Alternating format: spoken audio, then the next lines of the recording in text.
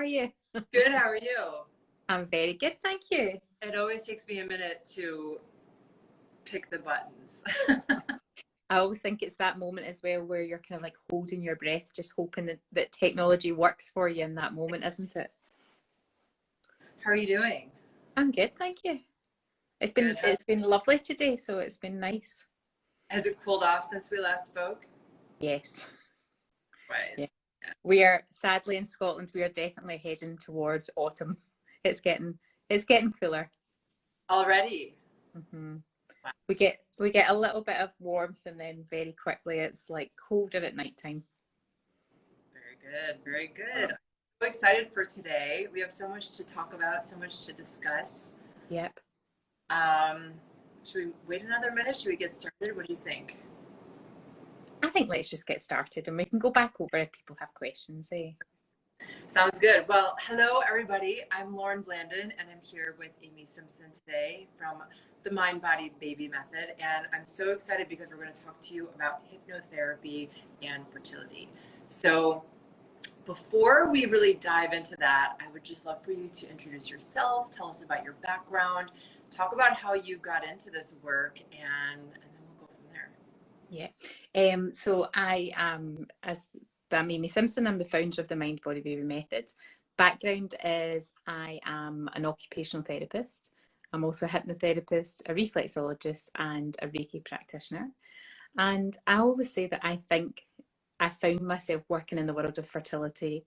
I think it found me rather than me finding it, because I kind of found that actually I was traditionally doing a lot of work around anxiety, and it seemed that a lot of the clients that were coming to work with me were women who were navigating their fertility journey. And it was only really when people very close to me also were in that journey that it became, I suppose, it became so important to me. I'm a mum myself of two teenagers now, and I know how important it is to me. And for me, it was always like, how can I support people to be closer to motherhood in whatever way I can. So as I say, I started off as an occupational therapist, but I was always really intrigued by the mind-body connection. So although I traditionally worked in a very kind of medical kind of led kind of world, I could see that there was lots of things that, whereas sometimes that kind of Western approach, that totally kind of looking at just the body and kind of taking a very medical view, didn't always provide the answers. So I became totally intrigued with the mind and how the mind completely influences the body.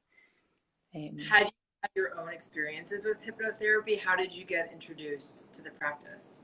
So I'd used it before, just really out of interest. I'd used it for a bit of anxiety that I was experiencing myself.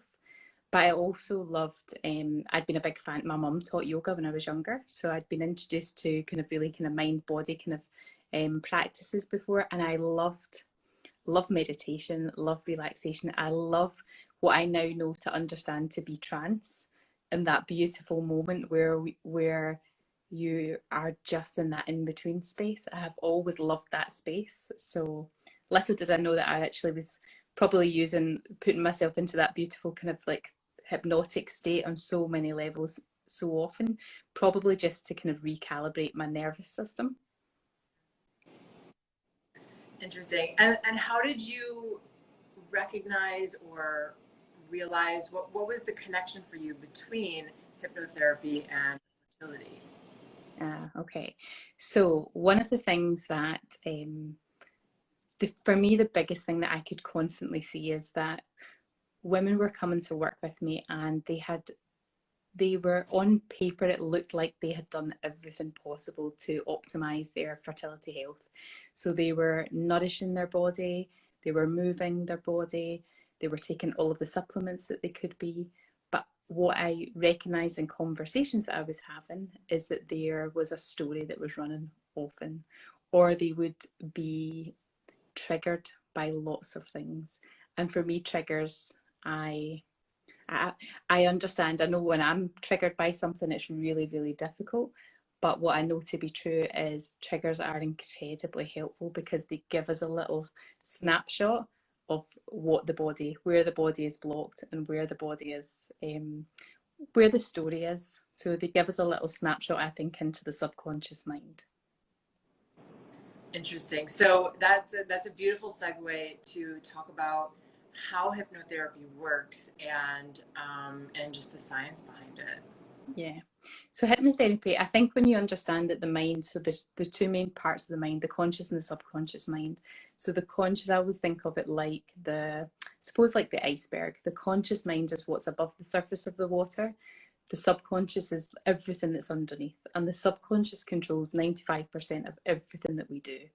It holds all of our thoughts, beliefs, our memories. It's basically creates the blueprint for everything that happens in our lives. And we're a bit of a slave sometimes to the subconscious, whether we know it or not. The subconscious is constantly driving where we're going and what we're doing.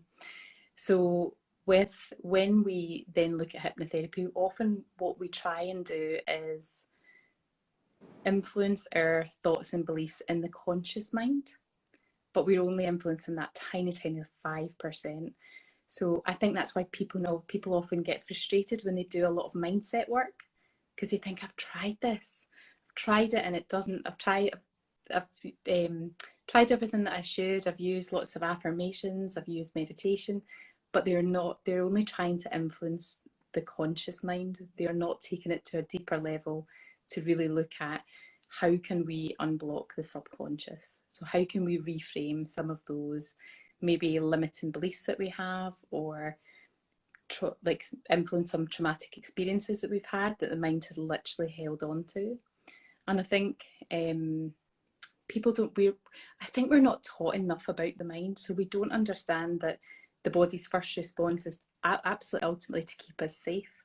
So the mind will do whatever it can in order to keep us safe.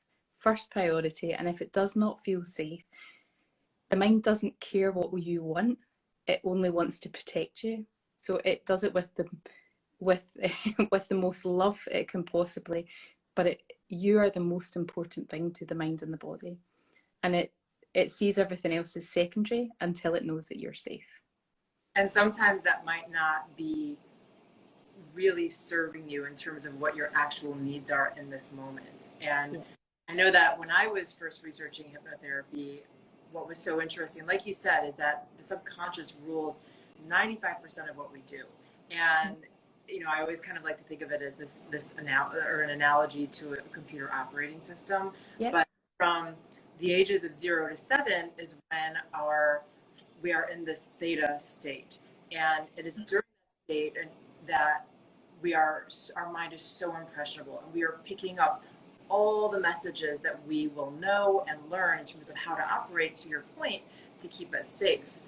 But then as we get older, that operating system starts to become less and less relevant and hasn't gotten the upgrades.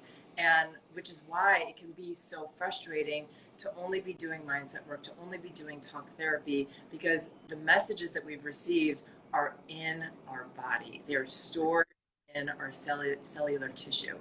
And you have to go into the body in order to reprogram some of those old operating systems. And it's through that theta state, which we can access through hypnotherapy, that enables us to access that kind of portal to reprogram. Yeah, absolutely. And I think this is sometimes the thing that I see is that I think we don't understand enough that actually our subconscious mind as well as our feeling mind. So like it's like we really need to like really lean into what we're so often driven by, what we don't want. So we consciously think about all of the things that we don't want to happen, or like, I hope that doesn't happen, or like, whereas actually, so all that does is it then creates a blueprint in the mind about what we do not want. And then the mind just feels that both, when the mind's created the blueprint, the body then tries to follow that.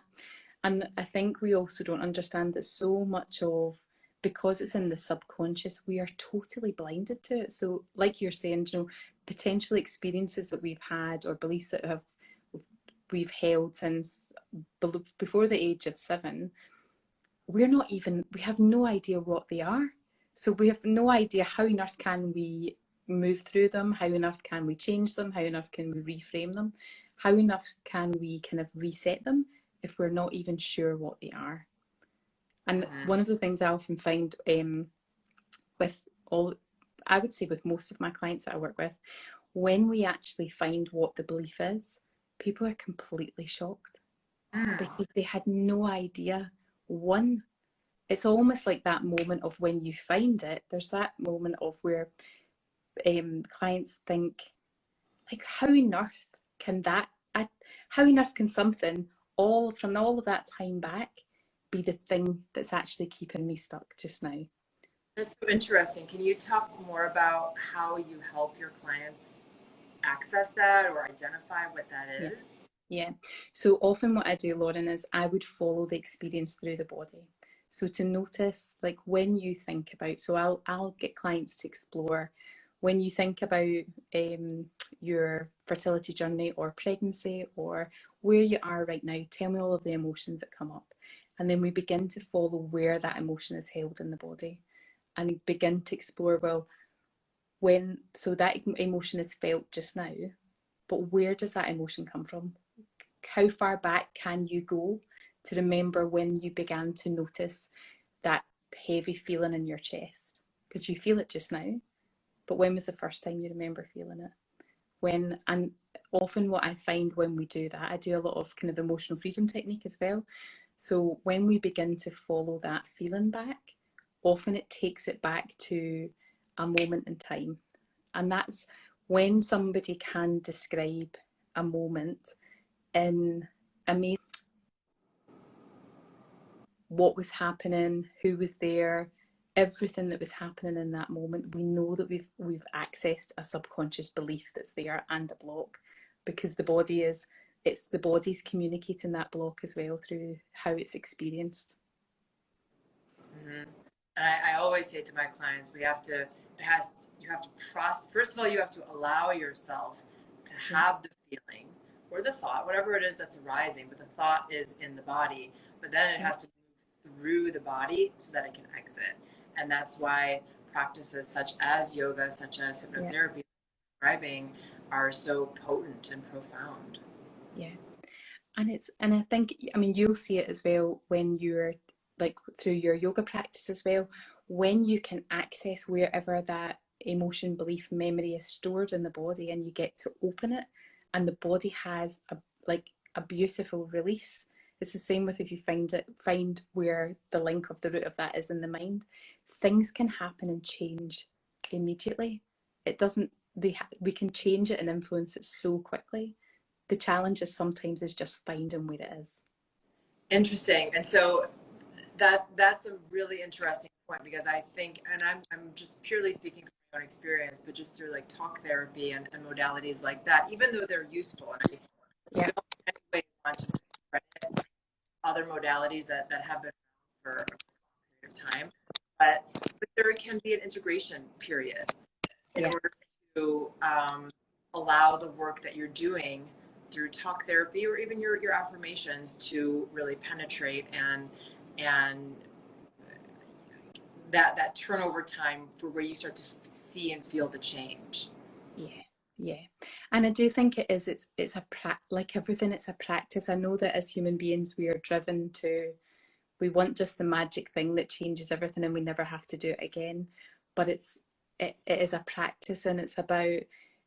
So I'll often ask clients to drop into what they do, and to imagine and to feel what it would feel like to know that they were pregnant, to know that they're to be pregnant in this moment, and to know that it's a healthy pregnancy and their body can hold this pregnancy, and to then envisage what happens moving forward, and to really, to not only imagine the pictures and all the images that come to mind, but to feel it in their body, and then to practice that feeling, to allow that intubation to happen, to allow the body, to allow that feeling to become familiar, so that the subconscious, because the subconscious, once it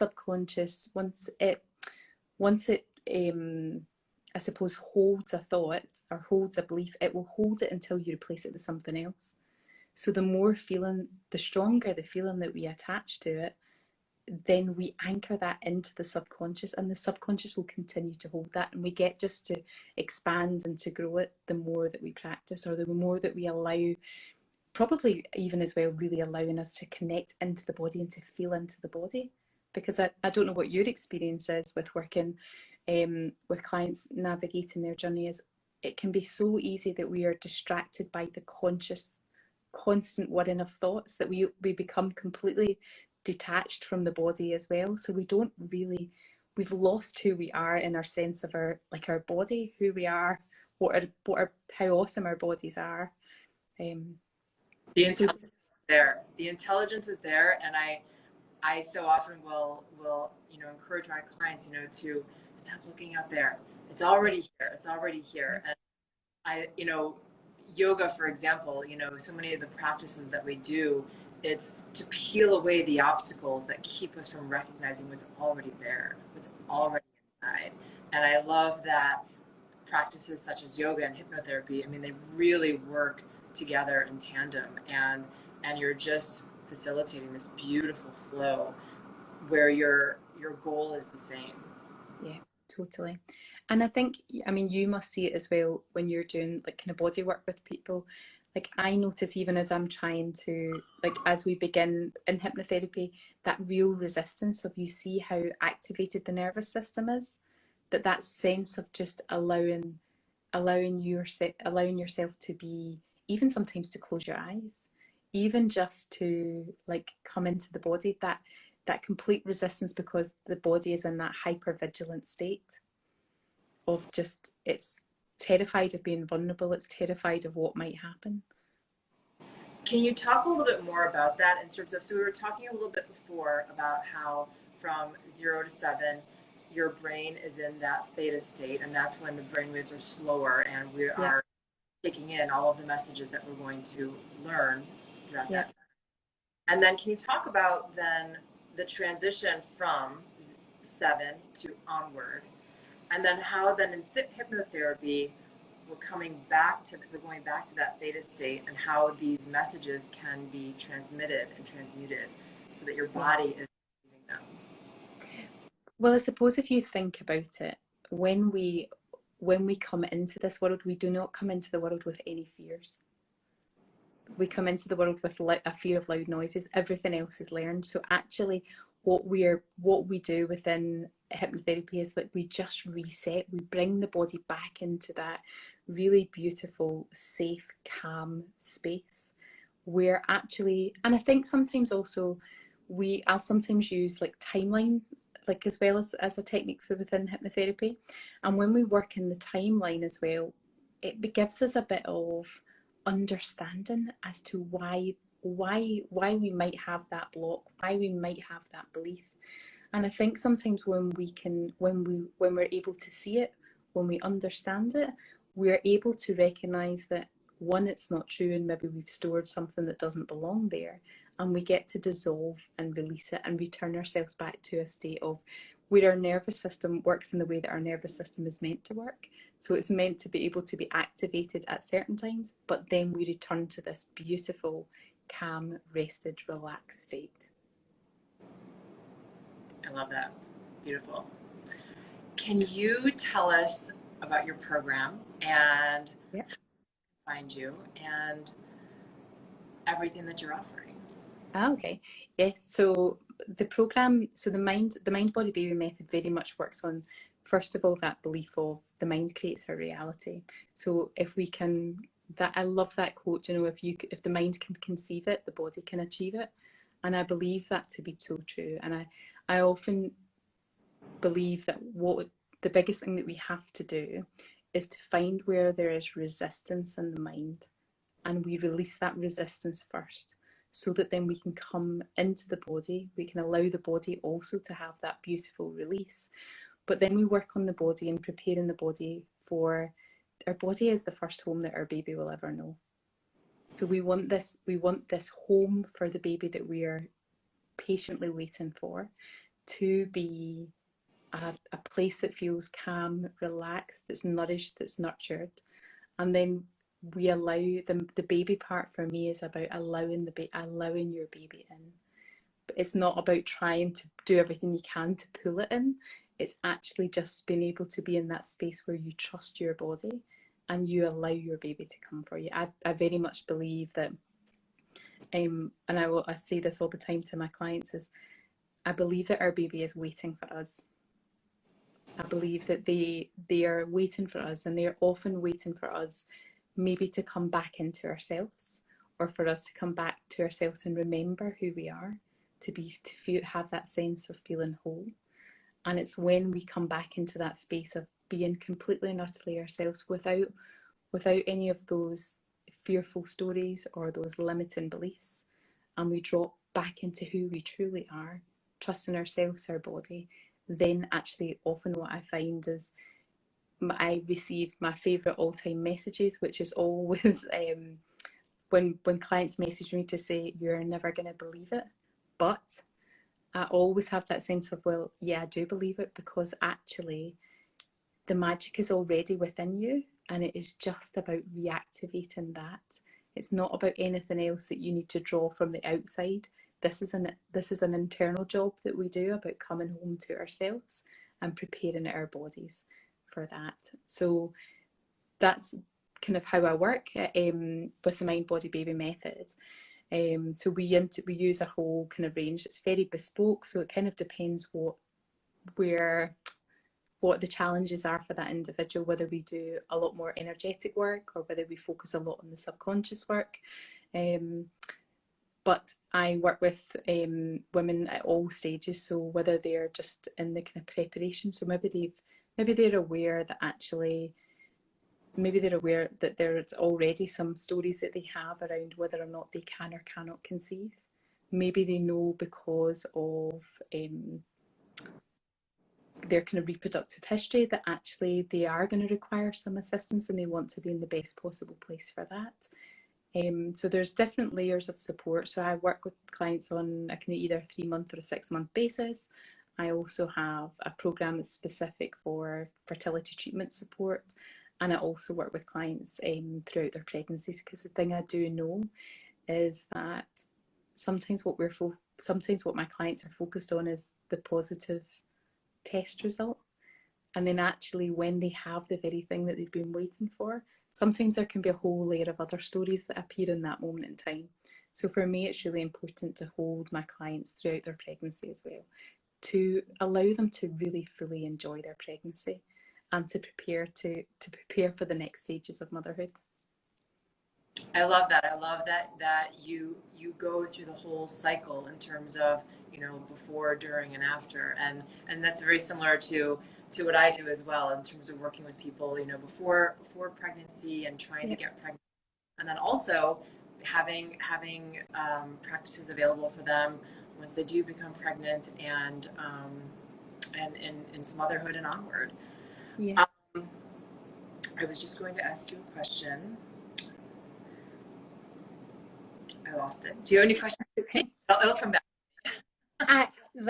So one of the things that I would love to know from, because so often where my clients hold so much of that kind of blocked energy in the body is around their heart space. Do you find in your fertility yoga that you are doing a lot of heart opening practice, or can it be?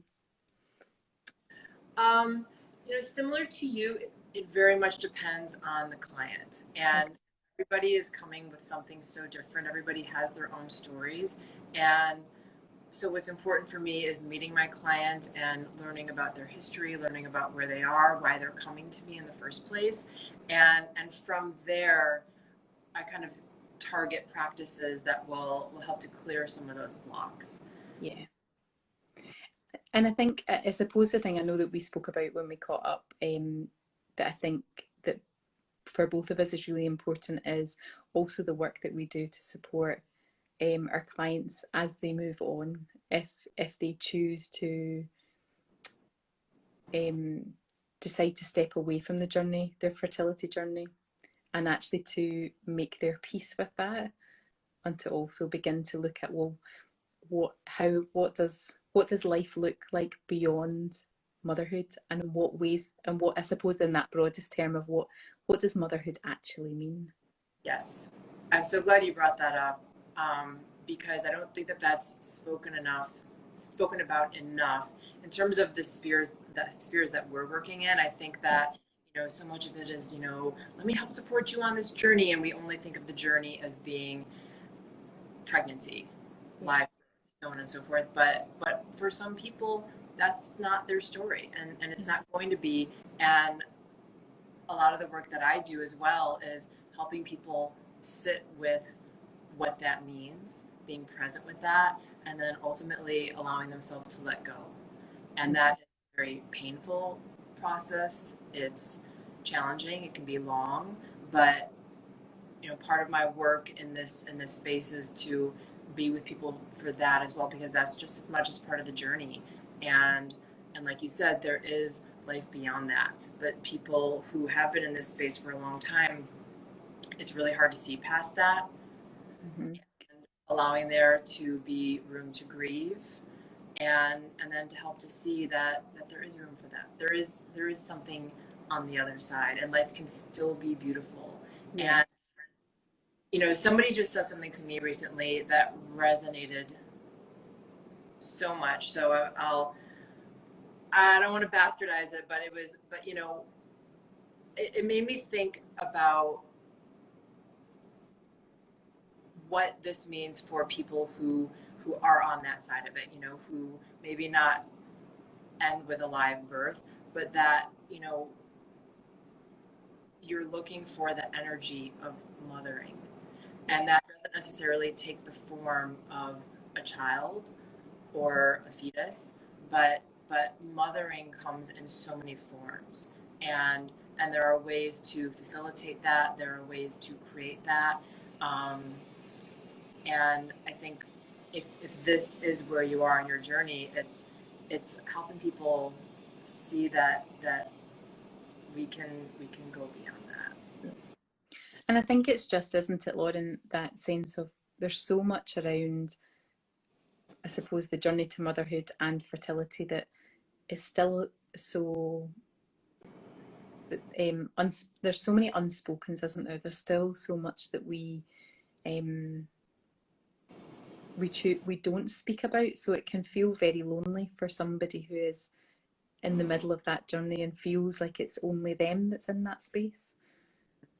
Whereas actually the more that we talk about it, the more that we share different stories and talk about like that, how we use that, how we tap into that mothering energy in so many different ways.